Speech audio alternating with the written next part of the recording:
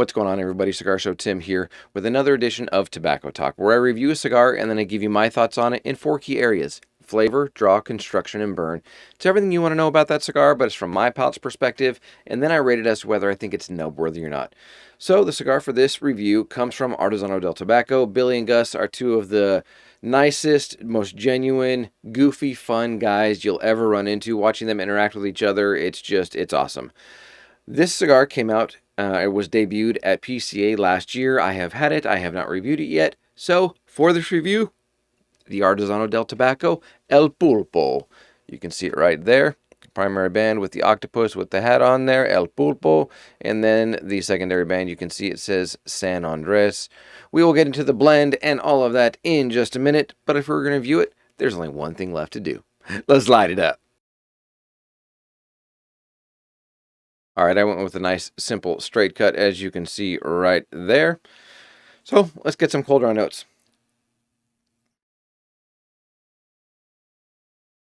Pretty typical for a cigar, especially a San Andres wrapped one, raisin bran. Breadiness, and that's pretty much it. So I'm going to use my trusty Texas Cigar Roadshow butane torch lighter. If you haven't checked out Texas Cigar Roadshow, my good buddy Dave over there, you absolutely need to go and watch David and what he does. Great, great YouTube channel. Let's toast her up.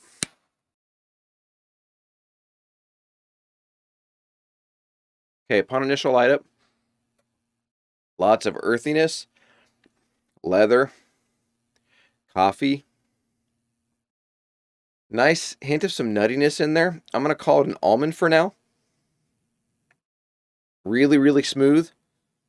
Little hint of white pepper at the end, just on the back of the tongue, right there at the back of the throat. But that's it.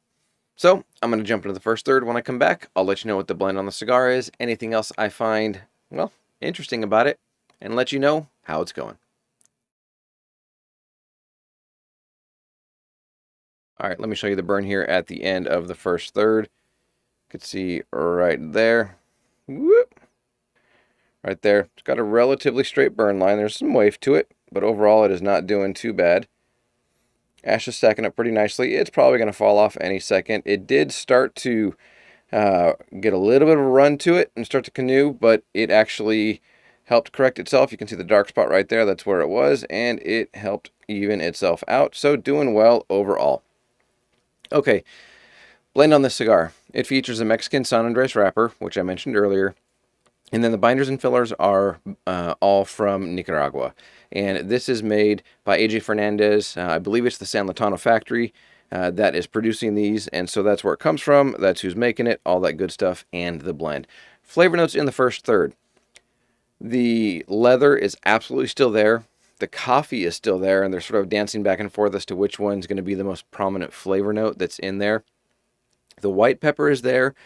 It is very smooth. There's no bite to it. It's not a black pepper in my opinion. There's a little bit of a black pepper that you get through the retrohale. When you retrohale coming through the nose, it does have just a little bit of a black pepper feel to it, but it's not crazy peppery. It's not a spice, pepper bomb, nothing like that at all.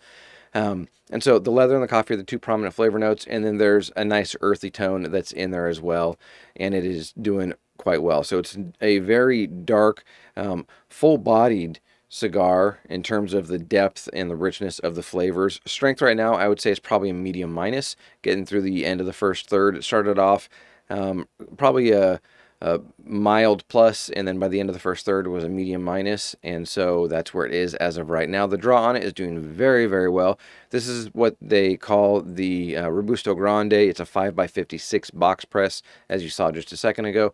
So now you know the blend. Now you know how everything's gone in the first third. I'm going to jump into the second third. When I come back, I'll explain a little bit about the name El Pulpo, what it means, and how long it took to come up with this one cigar. All right, let me show you the burn here at the end of the second third. Right there on the band, I actually slid it down just a hair. A minute ago, the burn is mostly straight. It straightened out quite a bit compared to the first third. So, flavor notes in this second third. The rich, full-bodied flavors are absolutely in full effect in this one. The strength on this, I would say, is at a medium, borderline medium plus now. And It's not overpowering, but there's definitely a little bit of strength that's ramping up in it, especially in the second third here. Okay, flavor notes here in the second third. That coffee and leather are still dancing back and forth. It's staying a white pepper on the palate. When you retrohale, it gets close to a black pepper. It's not much, but it's a little bit of a black pepper in there. And then there's still this nice sort of nuttiness that's in there that's come back. It's a little bit stronger than it was in the first third. It wasn't really there much, a whole lot after the initial light up. And so the nuttiness is there. It's between an almond and a peanut. It's a little bit closer to an almond, but it goes back and forth a little bit, in my opinion. And then there's this really nice savory baking spice kind of nutmeg note that's in there as well. Very, very smooth, very nice. The draw is absolutely perfect, doing great, the burn, all those different things. Okay, a little bit more background on El Pulpo. El Pulpo means octopus in Spanish, and this cigar, if you go back to when they started working on it, it was actually back in 2016. They started working on the blend with AJ Fernandez because they wanted to come out with their next cigar, but they took a lot of time on this one. And some people would say, oh, you know, they released a cigar with the Viva La Vida and then the Jester, and those different things, and then they waited quite a few years until this came out. Well, according to a quote, and I'm getting this from Atlantic Cigar's website, Billy and Gus wanted to take their time, and they say good things come to those who wait, and they believe that El Pulpo is that. And during the blending process, reading here from the Atlantic Cigar's website, it says that AJ Fernandez used blending techniques, fermentation, and aging process that led to the creation of El Pulpo. And through a fusion of inherited techniques and patience, AJ has developed a proprietary tobacco grown from his most prized seeds harvested exclusively on his family farms. So they took a lot of time getting this one out. And I talked with them back at PCA. I interviewed them. If you want to see that interview, go ahead and click right up here and you can watch that.